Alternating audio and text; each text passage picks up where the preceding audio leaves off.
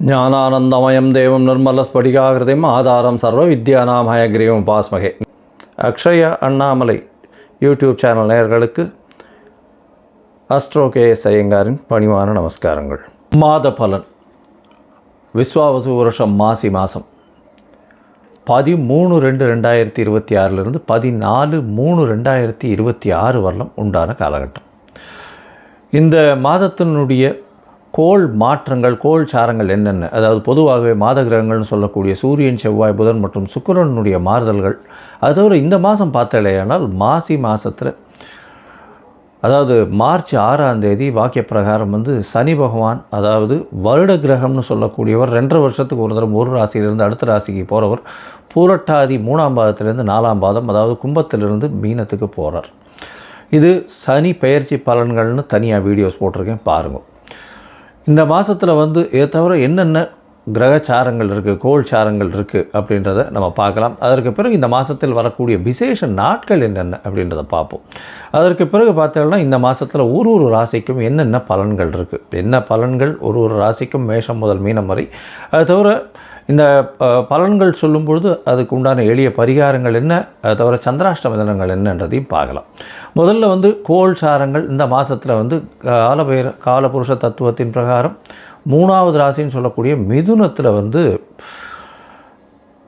குரு பகவான் வக்கரகதியில் இருக்கார். 5ஆம் இடத்துல அதாவது கேது சிம்மத்தில் இருக்கார். மகரத்தில் செவ்வாய் இந்த மாதத்தில் இருக்கார்.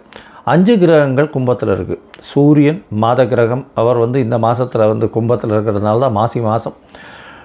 சனி ராகு ஏற்கனவே இருக்கா. அதை தவிர பார்த்தேனால் உங்களுக்கு சுக்கிரனும் புதனும் இந்த மாதத்தில் இந்த கும்பத்தில் இருக்க 5 கிரகங்கள் இருக்கக்கூடிய காலகட்டமாக அமையிறது. இந்த மாதத்தில் வரக்கூடிய மாற்றங்கள்னு பார்த்தோம்னா 21/2/2026 அன்றைக்கி செவ்வாய் மகரத்திலிருந்து கும்பம் போகிறார். 6 கிரகங்கள் இருக்கக்கூடிய காலகட்டம். 3/3/2026 அன்றைக்கி சுக்கிரன் மீனத்துக்கு போய் உச்சம் பெறுறார். அது ஒரு பெரிய விசேஷம். அதை தவிர 6/3/2026 அன்றைக்கி சனி பகவானும் மீனத்துக்கு போகிறார். இது இந்த மாதத்தினுடைய மாற்றங்கள், கோள்சாரத்தினுடைய ஏற்றங்கள்.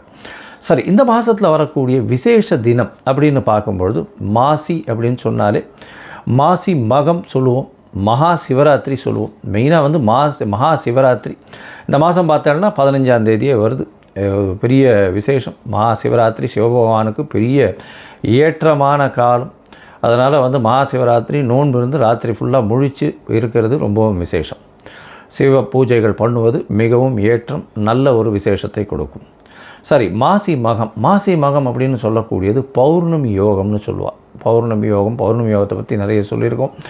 மாசி மாதத்தில் வரக்கூடியது மக நட்சத்திரத்தில் வரக்கூடிய சந்திரன் மாசி மகம் பௌர்ணமி யோகத்தை கொடுக்கக்கூடியது. அதனால் இது ரொம்பவும் பெரிய விசேஷம். இதில் பார்த்தலையானால் திருக்கல்யாணங்கள் நடக்கும். அதாவது முருகப்பெருமானுக்கு, வள்ளி தெய்வானை இவாளுங்களுக்கெல்லாம் திருக்கல்யாணம் நடக்கக்கூடிய காலகட்டம். அதனால் மாசி மகம் மிகவுமே விசேஷமான தினம். சரி, 6/3/2026 எடுத்தோமேயானால் இந்த மாதம் சனி பெயர்ச்சி பலன். சனி பெயர்ச்சியாளர். அதனால் மிகப்பெரிய மாற்றங்கள் ஒரு ராசிக்கும் வரப்போகிறது. தனியாக சனி பெயர்ச்சி பலன் போட்டிருக்கேன், அதை பாருங்கள். அது தவிர இந்த மாத கடைசியில் மாசியும் பங்குனியும் சேரக்கூடிய காலகட்டத்தில் காரடையான் நோன்பு அப்படின்றது இந்த மாதத்தினுடைய கடைசியில் வருது. சரி, இந்த காரடையான் நோன்பினுடைய முக்கியத்துவம் என்ன அப்படின்னா, சுமங்கலி பெண்கள் தன்னுடைய கணவனுடைய ஆயுள் தீர்க்கமாக இருக்கணும் அப்படின்னு நோன்பு முடிக்கக்கூடிய காலகட்டம். நோன்பு கயிறு கட்டி கொண்டு இந்த நோன்பை செய்யக்கூடியது. அதனால் இந்த காரடையான் நோன்பு ரொம்பவுமே விசேஷம். எல்லா சுமங்கலி பெண்களும் செய்யக்கூடிய ஒரு நல்ல ஒரு ஏற்றமான விஷயம். சரி, இந்த மாதத்தில் வேறு என்ன மாற்றம் வருது அப்படின்னா 6/3/2026 அன்றைக்கி வாஸ்து புருஷன் கண் விழிக்கும் நாள். சரி, வாஸ்து புருஷன் என்ன நேரத்துலேருந்து என்ன நேரத்தை வரலாம் கண் முழிக்கிறார் அப்படின்னா, காலை பார்த்தாலேனால் 9:42 11:12 வரலும் உண்டான காலகட்டத்தை கண்மொழிகள். சரி, காலை 9:42 11:12 கிட்டத்தட்ட ஒரு 1.5 மணி நேரம் 90 நிமிஷம். இதை 18 5 இதுவாக பிரிச்சுக்கிறார்.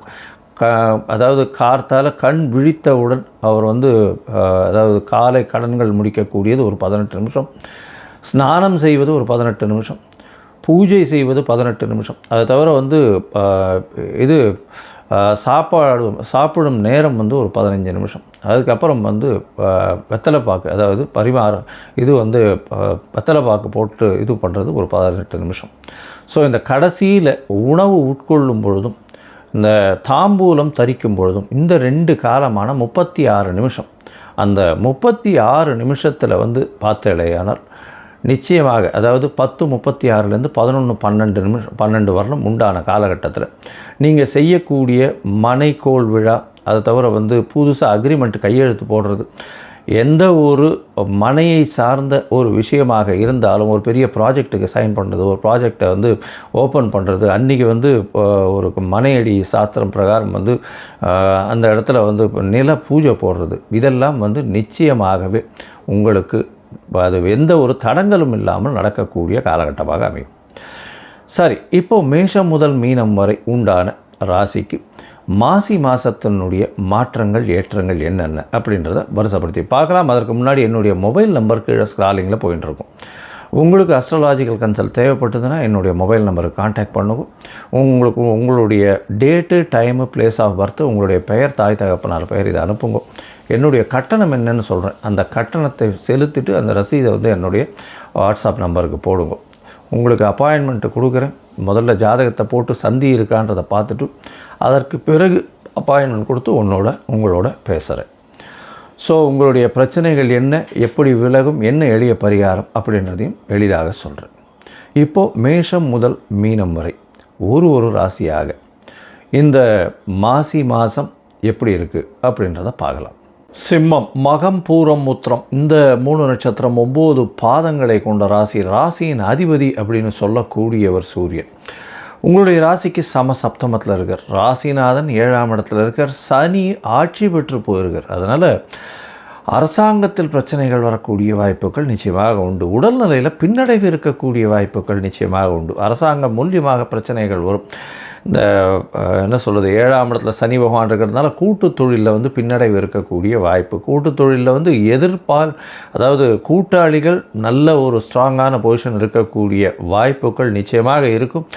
அவர்கள் வந்து உங்களை ஆளக்கூடிய வாய்ப்புகள் நிச்சயமாக இருக்கும்.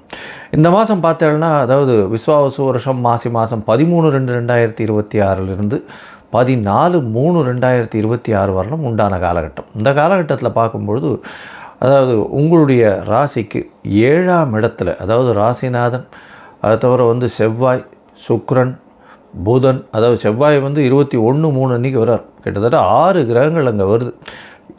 6 கிரகங்கள் அங்கே வரும்பொழுது உங்களுடைய ராசிக்கு பார்த்தோன்னா 7ஆம் இடத்துல போய் இருக்கார். அதனால் எதிர்பாலினத்தவர் மூலியமாக சிறு தொல்லைகள் வரும். உடல்நிலையில் பிரச்சனைகள் வரும். பார்ட்னர்ஷிப் தொழிலில் வந்து பார்ட்னருக்கு வந்து ஒரு பெரிய ஏற்றமான காலமாக இருக்கும். அவர் வந்து அவருடைய ஆளுமையில் நீங்கள் இருக்க வேண்டிய கட்டாயம் வரக்கூடிய காலகட்டமாக இருக்கும். இந்த காலகட்டத்தில் திருமண பாக்கியம் உண்டு. குழந்தை பிராப்திக்கு நிச்சயமாக காலகட்டமாக அமைய போகிறது. உங்களுடைய ராசிக்கு பார்த்தலையானால் உங்களுடைய ராசிக்கு 4ஆம் அதிபதி அப்படின்னு சொல்லக்கூடியவர், அதாவது உங்களுடைய ராசிக்கு பார்த்தோன்னா 4ஆம் அதிபதினு சொல்லக்கூடியவர் செவ்வாய். அவர் வந்து 6ஆம் இடத்துல இருக்கார். அவரே வந்து 9ஆம் அதிபதி. அதனால் தந்தையின் மூலியமாக வரக்கூடிய சொத்துக்கள் வரக்கூடிய வாய்ப்புகள் உண்டு. தந்தையின் சொத்துக்கள் வரும். சந்தையினுடைய பிஸ்னஸ் வரக்கூடிய வாய்ப்பு. புதிய வீடு மனை வாங்கக்கூடிய வாய்ப்புகள் நிச்சயமாக இருக்கும். இருந்தாலும் லீகல் இது எல்லாத்தையும் வந்து ஒழுங்காக பார்த்துட்டு அதுக்கப்புறம் வாங்கிறது ரொம்பவும் விசேஷம். அது தவிர பார்த்தலையானால் உங்களுடைய ராசிக்கு 7ஆம் இடம் வலுப்பெற்று போகிறதுனால எதிர்பாலினத்தவர் மூலியமாக சிறு தொல்லைகள் வரக்கூடிய வாய்ப்புகள் நிச்சயமாக உண்டு. போட்டித் தேர்வில் வெற்றி பெறக்கூடிய வாய்ப்பு உண்டு. ஏன்னா 6ஆம் இடத்த செவ்வாய் வந்து 21/2/2026 வரலும் இருக்கக்கூடிய காலகட்டம்ன்றதுனால கண்டிப்பாக செவ்வாயின் மூலியமாக வெற்றி வாய்ப்புகள் நிச்சயமாக வரும். உங்களுடைய ராசிக்கு ஒரு மிகப்பெரிய யோகர்னு சொல்லக்கூடியவர் செவ்வாய். இந்த காலகட்டத்தில் பார்த்தோன்னா உங்களுடைய ராசிக்கு 11ஆம் இடத்துல குரு இருக்கார். அவருடைய வீட்டையே அவர் பார்க்குறார். அதனால் கண்டிப்பாக திருமண பிராப்தி உண்டு. குழந்தை பிராப்தியும் நிச்சயமாக உண்டு.